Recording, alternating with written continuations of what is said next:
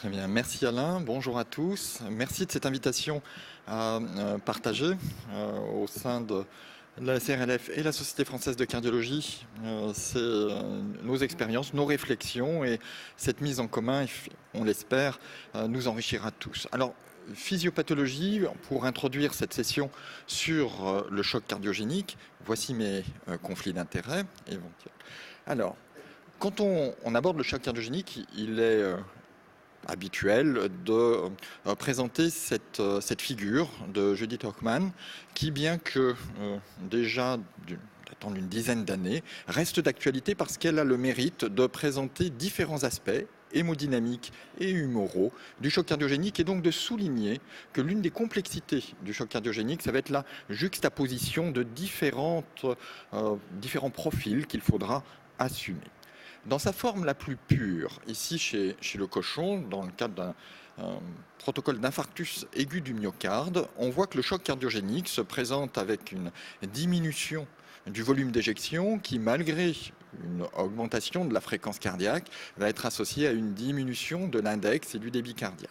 Ça va être associé à une diminution de la pression artérielle moyenne, une augmentation des pressions de remplissage, tout particulièrement dans le ventricule gauche, et une souffrance d'organes marquée ici par une diminution de la diurèse. Il existe une portion, une fraction de ces patients qui vont présenter une forme particulière de choc cardiogénique avec des résistances vasculaires systémiques très élevées. On les retrouve le plus souvent dans le cadre des primo-décompensations. Le choc cardiogénique révèle la cardiopathie et rarement l'infarctus, mais plutôt des myocardiopathies dilatées chez des gens relativement jeunes. Dans cette forme, on peut appliquer le principe que la circulation sanguine, c'est une pompe et un registre de tuyaux.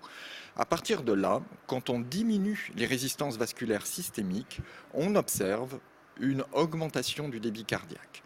Le médicament qui est utilisé pour cela, c'est le nitroprussiate, qui est un vasodilatateur pur.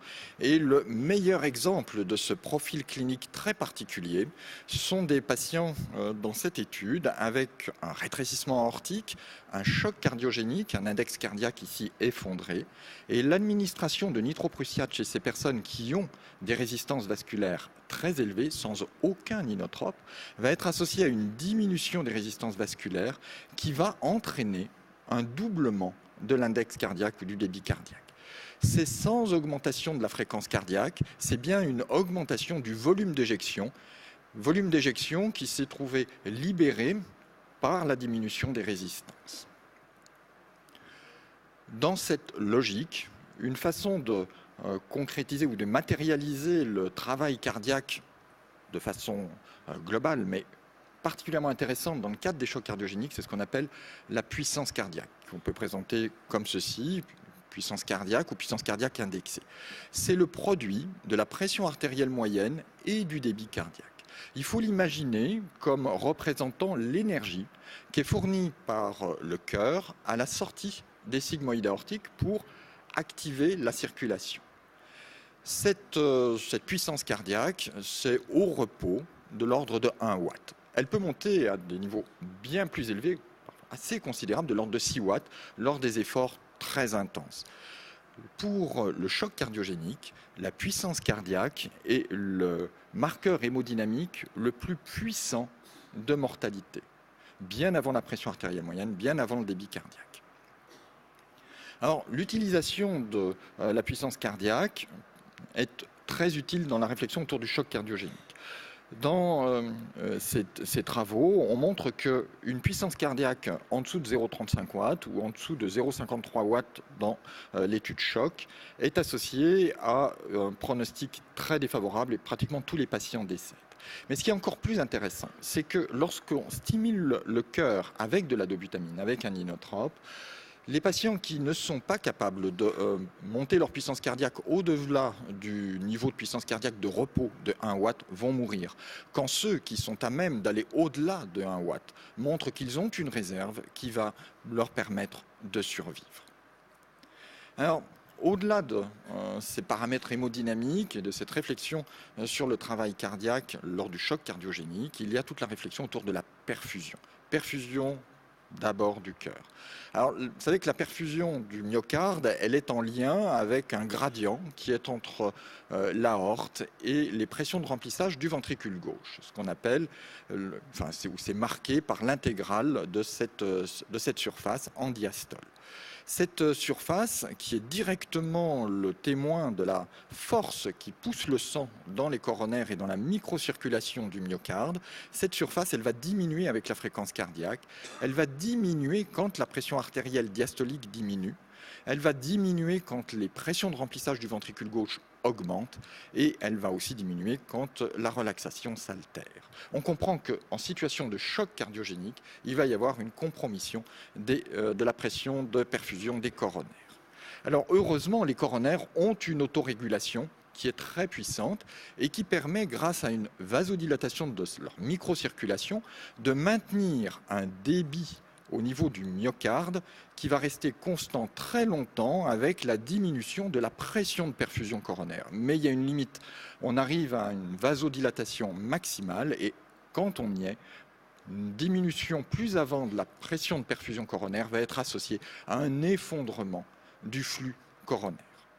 Alors, ce que l'on sait aussi et ce qu'il faut intégrer, c'est que de brèves périodes d'ischémie sont associées à une paralysie du myocarde qui se met en protection face à l'absence de flux et il va mettre un certain temps pour récupérer de cette sidération. Il va mettre plusieurs heures et c'est ces heures où le myocarde va ne pas être fonctionnel ou pleinement fonctionnel.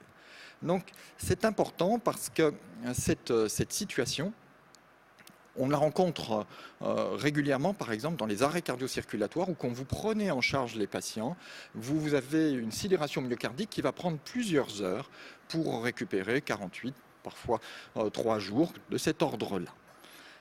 Mais c'est rarement le cœur globalement qui va être sidéré dans le choc cardiogénique. En revanche, la cause la plus fréquente de choc cardiogénique, c'est l'infarctus aigu du myocarde. Et quand ces gens font un choc cardiogénique, à la phase aiguë de l'infarctus, ils n'ont pas n'importe quel réseau coronarien. Ils ont le plus souvent une atteinte coronaire ou tritronculaire.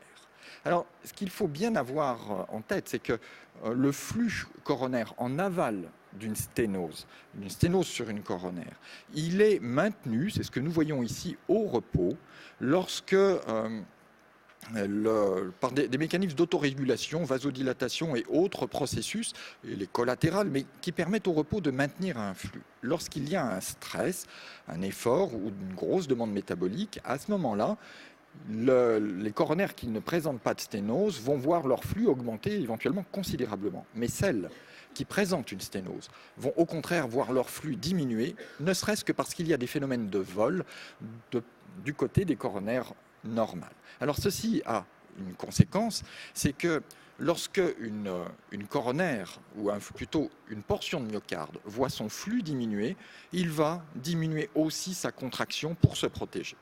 Et l'on a en aval des lésions coronariennes, avec une diminution de flux, une diminution de la contractilité. Alors, ça a une grosse importance quand on utilise nos inotropes.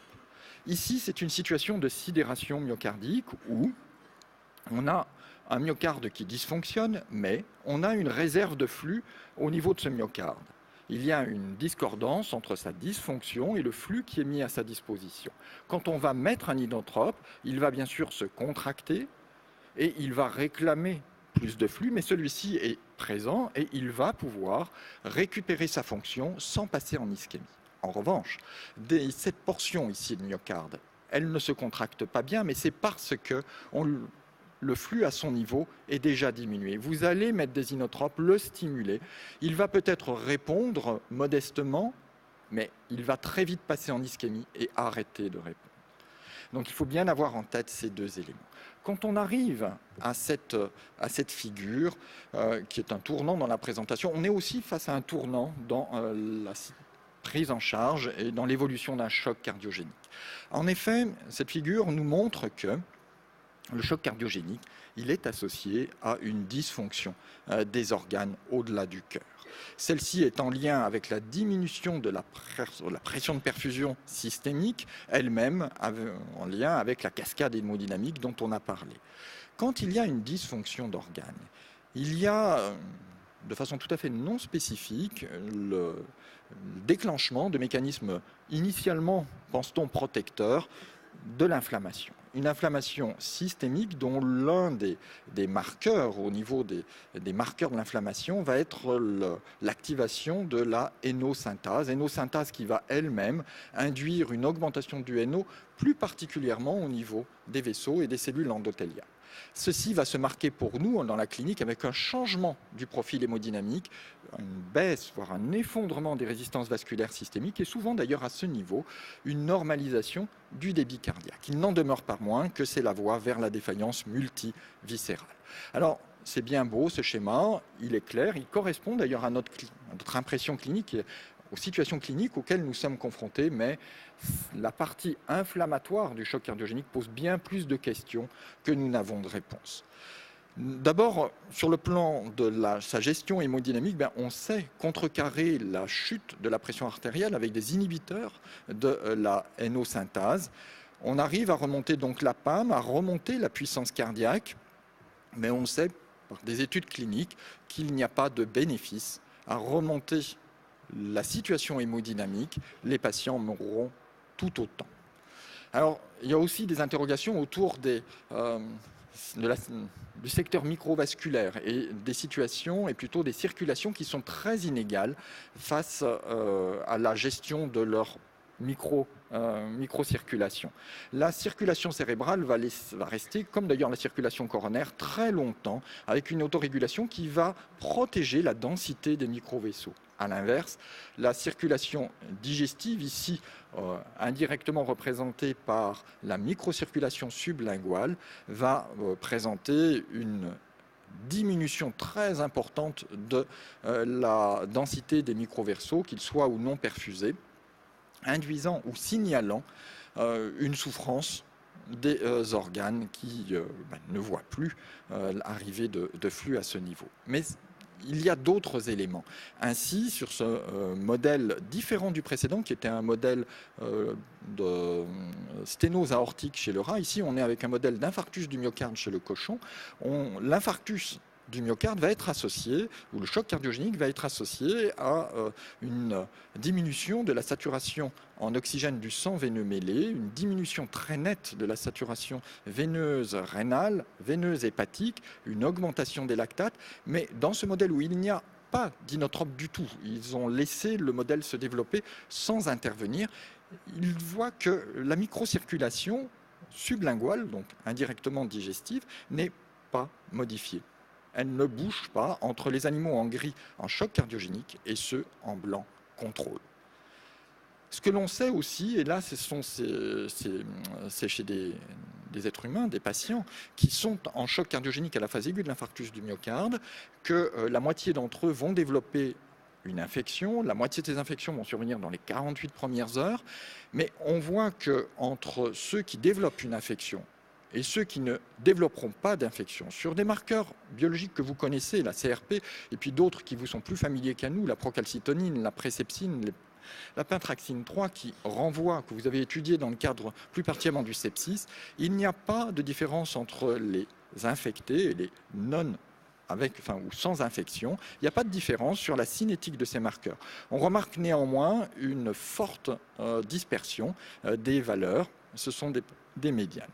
Alors, quand on arrive donc à la conclusion de cette réflexion autour de la physiopathologie du choc cardiogénique, ce qu'on dit, c'est que d'abord, il faut bien le voir comme une pathologie globale de l'ensemble de la circulation, qu'il y a rapidement une atteinte diffuse des tissus, une souffrance tissulaire diffuse, avec le déclenchement de phénomènes inflammatoires qui ont leur propre génie et leurs propres conséquences. Que les paramètres hémodynamiques basiques sont très utiles pour la prise en charge initiale et on a vu qu'à travers la puissance cardiaque, ils avaient un vrai sens pronostic.